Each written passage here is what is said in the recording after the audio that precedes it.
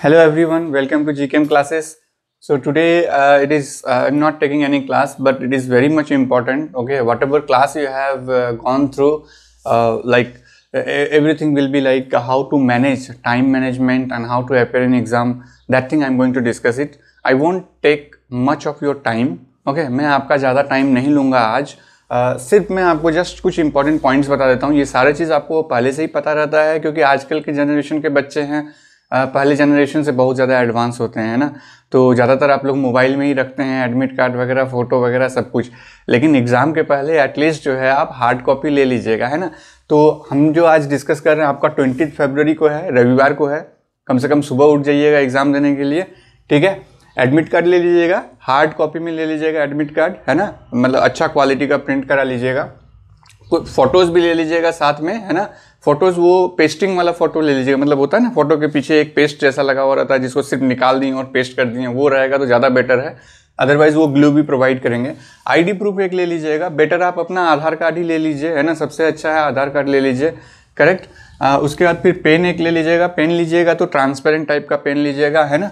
Water bottle एक ले लीजिएगा ट्रांसपेरेंट, ठीक है. और मास्क जो आप यूज़ करेंगे, मास्क ट्राई कीजिएगा जनरली वो यूज़ एंड थ्रो वाला मास्क लेके जाएंगे. हो सकता है वो आपको गेट में फेंकवा दे और दूसरा मास्क आपको प्रोवाइड करे, है ना. तो उस समय में आप अपना मास्क ले जाएंगे तो वो वेस्ट चला जाएगा. आ जाते हैं अब यहाँ पर टाइम का कैसे ये करेंगे. तो आप जो है एटलीस्ट 45 मिनट्स पहले वहाँ पहुँच जाएंगे एग्ज़ाम सेंटर में, है ना. एग्ज़ाम सेंटर में 45 मिनट्स पहले पहुँच जाएंगे. अब वो जो 45 मिनट्स पहले आप पहुँच गए वहाँ पर जा करके जो है ये डिस्कशन शुरू नहीं कर दीजिएगा, है ना.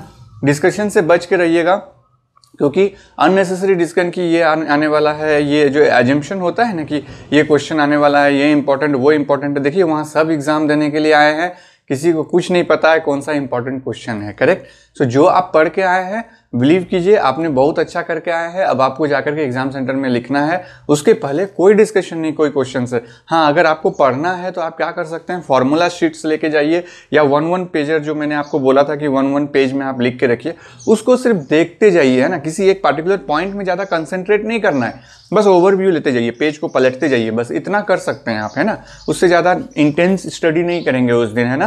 नहीं तो किसी एक चीज़ में फोकस हो जाएंगे, बाकी चीज़ अलग हटने लगेगा दिमाग से. इसलिए जस्ट एक ओवरव्यू लेते जाएंगे, करेक्ट. फिर ये इस फोकस्ड का मतलब है कि आप इस जगह में आ सकते हैं. जैसे क्वेश्चन पैटर्न में क्या होता है ना कि अगर वो मतलब अगर सिलसिलेवार ढंग से नहीं आया, एक के बाद दूसरा आया, तो ज़रा ध्यान दीजिएगा क्योंकि एमसीक्यू और एमएसक्यू में बहुत ज़्यादा अंतर नहीं रहता है ना.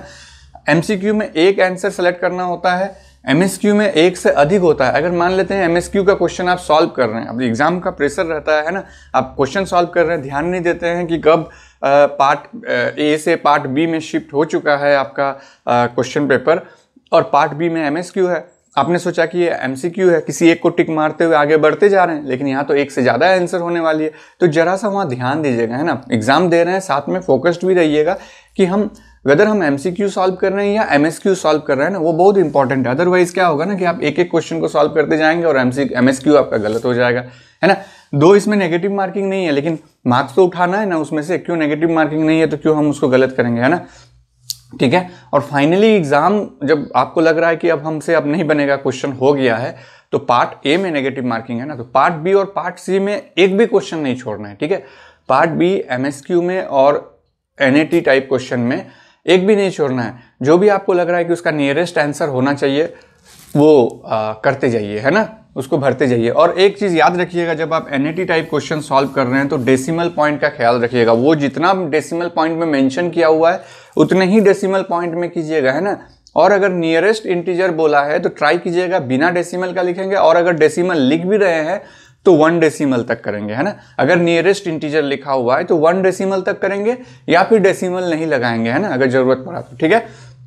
तो डेसिमल का भी ख्याल रखिएगा, एमएसक्यू का और एमसीक्यू का, है ना, कि कहाँ कौन सा पेपर.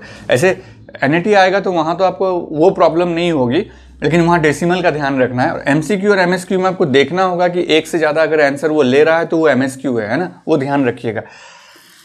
नेगेटिव मार्किंग को एकदम नहीं अलाउ कीजिएगा. पार्ट ए में जितना आता है उतना ही बनाएंगे, है ना, उससे ज़्यादा मास्टर नहीं बनने जाएंगे वहाँ पे, है ना, कि एक से ज़्यादा हम ये भी मारते हैं, ये भी टिक मारते हैं, बहुत कम सॉल्व किए, बहुत कम सॉल्व किए. अगर आप 40 मार्क्स का भी सॉल्व किए या 30 मार्क्स का भी सॉल्व किए हैं तो आपने बहुत किया है, ठीक है. अब बाकी आप बी और सी में जो है भर दीजिए, उसको अपना जितना भरना है भर दीजिए, लेकिन इसमें जितना बना लिए हैं उतना ही बनाइए, क्योंकि आप जैसे ही आगे बढ़ेंगे उसमें नेगेटिव होगा ही होगा, है ना। यहाँ अक्रम बक्रम बम्बे बो वाला नहीं चलता है कि 80-90 पूरे 100 जिसमें आपने टच किया वो आपका आंसर हो गया, वैसे आंसर नहीं होता है, ठीक है। तो नेगेटिव मार्किंग में आप जितना सोचेंगे कि ये हो सकता है मेरा आंसर हो जाएगा, लेकिन देखिएगा वही आपका गलत होगा, ठीक है। तो बेटर है नेगेटिव मार्किंग को अवॉइड कीजिएगा, और आप जो है अच्छे से एग्ज़ाम दीजिए। मुझे पता है आप लोग अच्छे से एग्ज़ाम दीजिएगा, है ना। एग्ज़ाम दे के आइए, हम यहीं बैठे हुए हैं, हम आपके साथ क्वेश्चन पेपर का डिस्कशन भी करेंगे, और 13 तारीख से जो है आपका फिर रेगुलर क्लास शुरू हो जाएगी, है ना। रेगुलर क्लास 13 तारीख से शुरू हो जाएगी, है ना। उसके लिए भी वेलकम है आप लोग सबों को। सो अच्छे से एग्ज़ाम दीजिए with full energy, full potential. All the very best.